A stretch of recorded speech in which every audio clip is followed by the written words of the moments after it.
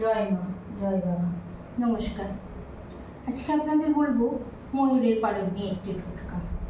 ধরুন খুব আর্থিক সমস্যা চলছে এবং নানা রকম নেতিবাচক নেগেটিভ আপনাদের বাড়িতে ঢুকে যাচ্ছে, কিন্তু পজিটিভ বেরোচ্ছে না, পজিটিভ হচ্ছে না, প্রচণ্ড নেগেটিভ চলছে।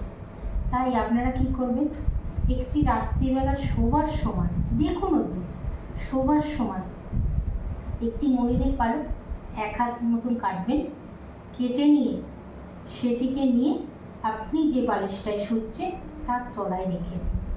দেখবেন এতে আপনাদের আর্থিক সমস্যাটাও মিটে যাবে এবং এই যে আপনাদের বাড়িতে নেতিবাচক যে শক্তিটা ঘুরছে নেগেটিভ, আপনাদের বেরিয়ে গিয়ে পজিটিভ সংগ্রহ হচ্ছে, দেখবেন বাড়ির উন্নতি হচ্ছে।